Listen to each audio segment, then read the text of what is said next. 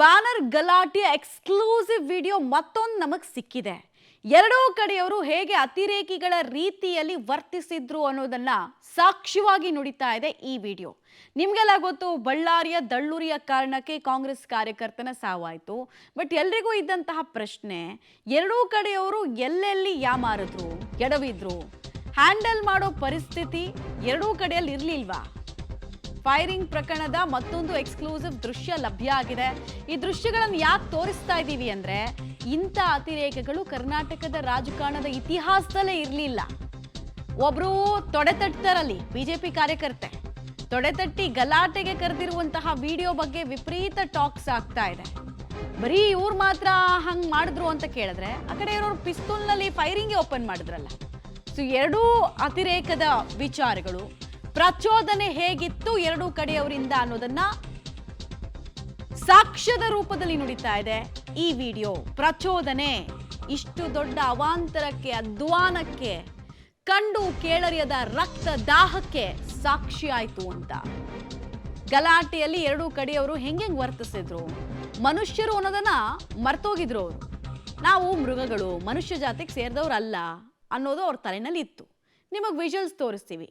Mob ಯಾವ ಮಟ್ಟಕ್ಕೆ ಸೇರಿದ್ದಾರೆ, ಇದು ಮಾಬ್ ಸೇರಿರುವಂತಹ ದೃಶ್ಯ. ಅಲ್ಲೇ ಗನ್ಮ್ಯಾನ್ಗಳಿರೋದನ್ನ ನೀವು ನೋಡ್ತಾ ಇದ್ದೀರಾ.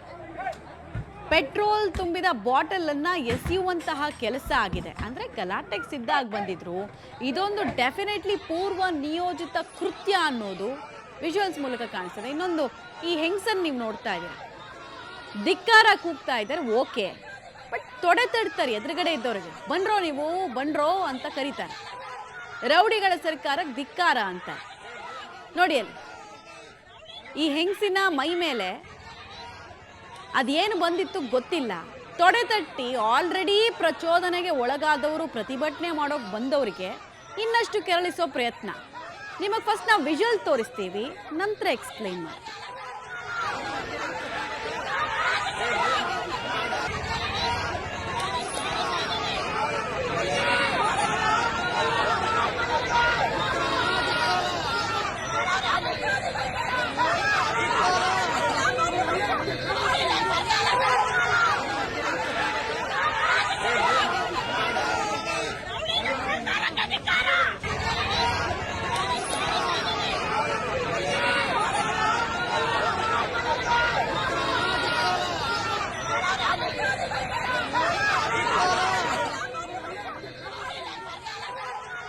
ನೀವು ವಿಜುವಲ್ಸ್ ನೋಡ್ತಾ ಇದ್ದೀರಾ.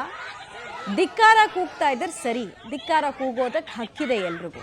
ಬಟ್ ಆ ಹೆಂಗಸು ಮಾಡುವಂತಹ ಗೆಸ್ಚರ್ ನೀವು ನೋಡ್ತಾ ಇದ್ದೀರಾ. ಈ ಮಹಿಳೆ ಮಾಡೋ ಗೆಸ್ಚರ್, ಬಾಡಿ ಲ್ಯಾಂಗ್ವೇಜ್, ಬನ್ನಿ ಅಖಾಡಕ್ಕೆ ಬನ್ನಿ ಅಂತ ಕರೀತಾ ಇರೋದು.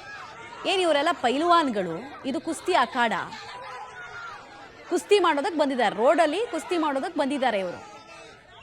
ಈ ಘಟನೆಯ ನಂತರ ಎರಡೂ ಕಡೆಯವರು ನಾವು ಅಲ್ಲ ಪ್ರಚೋದನೆ ಕೊಟ್ಟಿದ್ದು ಅಂತ ಹೇಳ್ಕೊಳ್ತಾ ಇದ್ರು. ಹೇಳ್ಕೊಳ್ಳೋದಕ್ಕೆ ಮುಖ ಎಲ್ಲಿದೆ? ಎಲ್ಲ ವಿಡಿಯೋದಲ್ಲಿ ಸಾಕ್ಷಿ ಸಿಗ್ತಾ ಇದೆಯಲ್ಲ.